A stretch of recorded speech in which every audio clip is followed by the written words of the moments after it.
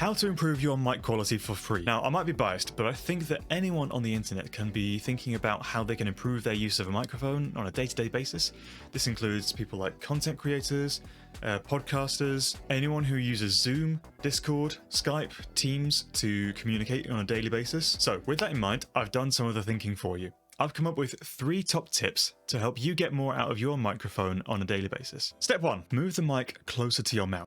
This may sound obvious, but the further away from your mouth the microphone is, the less of your voice the microphone will pick up. So you'll be picking up more of the reflections from the room and less of what you're saying. So the microphone is just over an arm's length from my mouth right now. Make this symbol and move the mic so that it's about the distance from your thumb to your pinky from your mouth.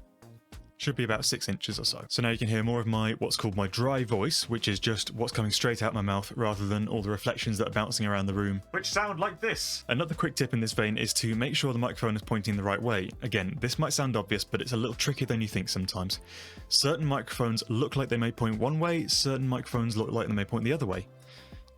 However, the best way to know which way your mic is supposed to be pointed is to look at the instructions that come with the microphone. So it may sound obvious, but the microphone right now is pointed off to the right, but I'm speaking directly at it. But the point is, it's picking up audio from where my hand is right now, more than it is from where my mouth is. So you'll hear less of my voice and more of whatever is over there. And now I've just gone full idiot and I pointed the mic straight away from myself, and yeah, this is what it sounds like. Don't do this. So to explain, by having the mic further away from your mouth, you pick up more of the reflections of your voice bouncing off of the walls, aka reverb. So you sound kind of roomier, which makes it a little harder to distinguish what you're saying. Your voice is kind of getting smeared over time because you're getting your dry voice and then immediately getting multiple reflections all at once, almost instantaneously, but it's just enough to smear your voice a little bit in time. Step 2, set up your room. This is one that you might not necessarily think about. Most people might just go straight towards their bedroom and think, oh, this is fine, and in some cases you may be right. However, some things to think about when picking the room that you record in. Choose a smaller room with a lot of stuff in it. For the purposes of this video, smaller rooms tend to reverberate less, so you end up with less of that roomy sound that we discussed in the last point. Adding things into your room, particularly soft things, can also help absorb a lot of the ambient sound that comes out of your mouth and reflects from the walls. You could hang a duvet on the wall, or you could get some of this cheap Amazon foam. Either or will get you basically the same result. Where possible, if you can, put some sort of wall hanging behind your head, basically where the microphone is going to be pointing, so that when you're not talking, there's no extra sound coming off of the wall or anything behind you and into the microphone, which is exactly what we want because we just want to hear your voice in this case.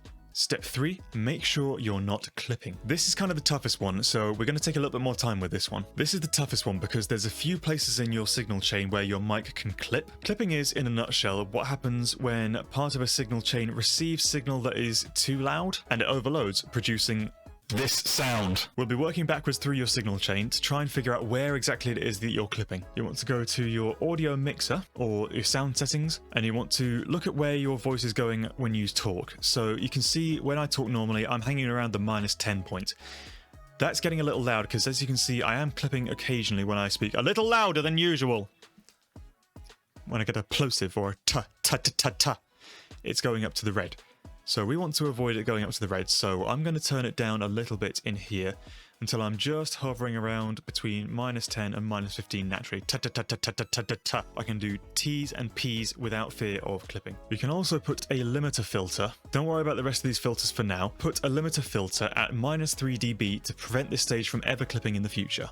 So that's how you can check your software for clipping. Now we're going to look at your hardware. So we have 2 options on this particular one. This is a first generation Focusrite Scarlett 2i4. Turn down the gain a little bit, or we can engage the pad switch on here. I'm not going to do that on mine because I'm not clipping at the moment. Now the last place to check is the mic itself. If you've gone through the previous 2 steps and you're still hearing some distortion or clipping, then the likely answer is that your microphone is what's to blame. If you're still clipping from the microphone and you can't fix it by turning down the gain in your software or on your hardware, then the likely answer is that your microphone is probably broken. Either that or you are screaming way too loudly. Dude, like, seriously, calm down. Consider purchasing a dynamic microphone to reduce any clipping. So in conclusion, those are my 3 tips on how to improve your microphone quality. I'm going to throw in a little bonus here at the end. It's not necessarily free, but if you've got a microphone like I have, consider getting a pop filter, because if you don't have a pop filter, if you too much, you can blow out the microphone quite a lot. The reason this is happening is there is a plosive coming out of my mouth, which is when I go. Every time I go, that rush of air goes into the microphone and overloads it and clips it. What a pop filter does is it blocks off the worst of that sound. You can pop and tap away to your heart's content. These have been my 3 top tips on how to improve your microphone quality for free. If you've enjoyed the video, please consider subscribing and ring the notification bell to make sure that you don't miss any future videos that I release. Also consider checking out my Twitch, where I stream myself making music, playing games, and generally making a fool of myself. My name is Sam, you've been awesome, and I'll see you in the next one. Bye bye.